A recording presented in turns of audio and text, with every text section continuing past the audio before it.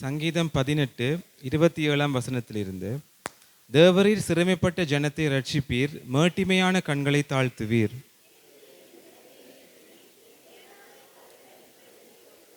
உம்மாலே நான் ஒரு சேனைக்குள் பாய்ந்து போவேன், என் தேவனாலே ஒரு மதிலை தாண்டுவேன்.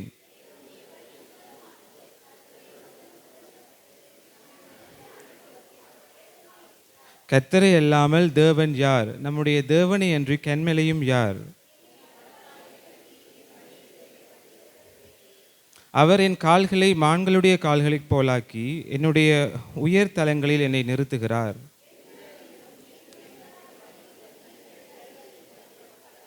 உம்முடைய இரட்சிப்பின் கேடகத்தையும் எனக்கு தந்தீர். உம்முடைய வலதுகரம் என்னை தாங்குகிறது. உம்முடைய காருண்யம் என்னை பெரியவனாக்கும். என் சத்துருக்களை பின்தொடர்ந்து அவர்களை பிடிப்பேன். அவர்களை நிர்மூலமாக்கும் வரைக்கும் திரும்பேன்.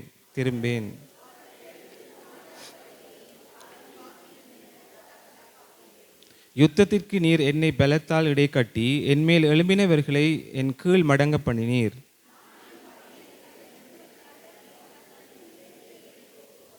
அவர்கள் கூப்பிடுகிறார்கள், அவர்களை இரட்சிப்பார் ஒருவரும் இல்லை. கர்த்தரை நோக்கி கூப்பிடுகிறார்கள், அவர்களுக்கு அவர் உத்தரவு கொடுக்கிறதில்லை.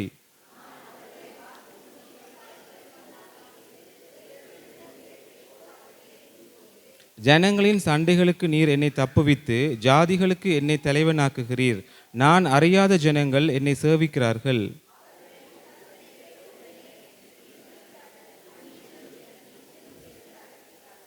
அந்நியர் முனை விழுந்து போய் தங்கள் அரண்களில் இருந்து தத்தளிப்பாய் புறப்படுகிறார்கள்.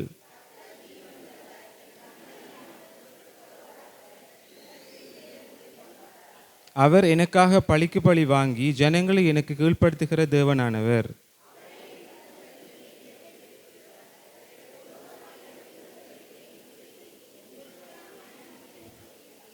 இது நிமித்தம் கர்த்தாவே, ஜாதிகளுக்குள்ளே உம்மை துதித்து உம்முடைய நாமத்திற்கு சங்கீதம் பாடுவேன். அனைவரும் சேர்ந்து வாசிப்போம்.